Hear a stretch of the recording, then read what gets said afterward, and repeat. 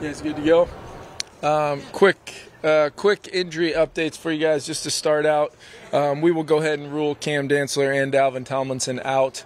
Both are progressing, with their own individual injuries. Dalvin's getting closer.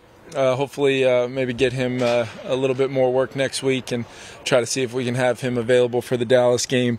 And then Cam's just continuing to work through the early parts of his rehab. Garrett Bradbury and Adam Thielen both had full work today, and they'll go into the game with no injury designation.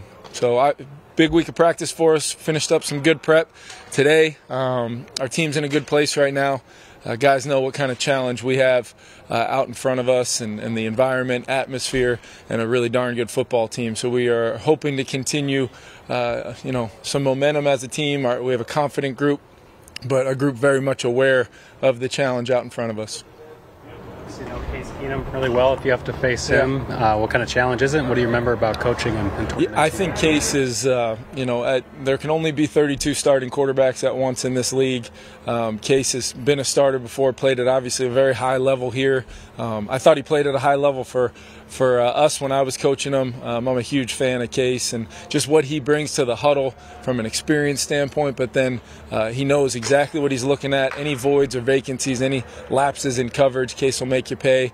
He's going to be able to run their offense as is. I'm not expecting any difference. If Case indeed is the one who ends up starting, I still wouldn't count out 17 either, knowing just how important he is to their team as well. So we're prepared regardless, and I think I think they would expect to run a similar offense with Case in there. That's why they've got a backup quarterback like that.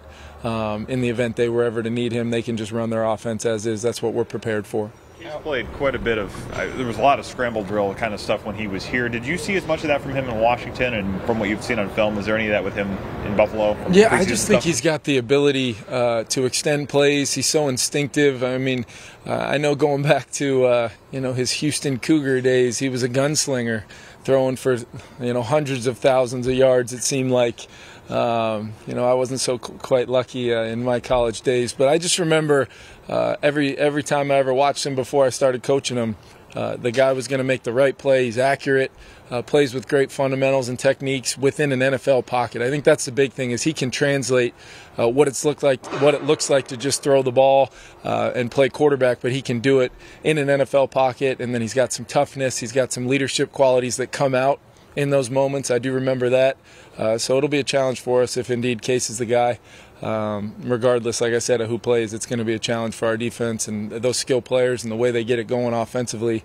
Our guys got to be ready to go. Did you play him in the Mountain West back in the San Diego State Houston days? No, I don't think so. And we were probably lucky for that.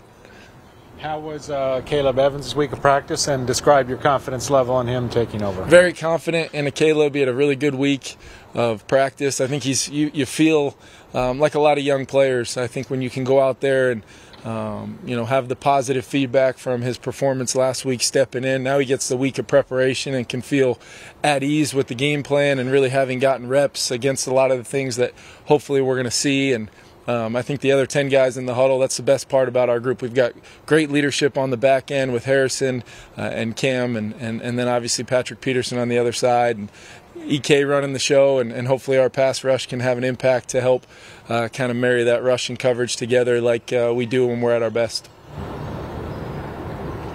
All right, first week at home though with your daughter.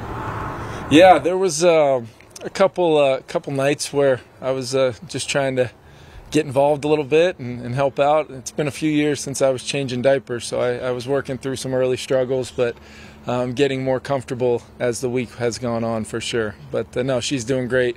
Family's doing awesome, so it's been a really, really special time for our family right now, and it helps to be doing it here in the Twin Cities, and like I said before, I mean, to be able to continue growing our family and raise our children in this in this community, and it means the world to us to be able to be here right now.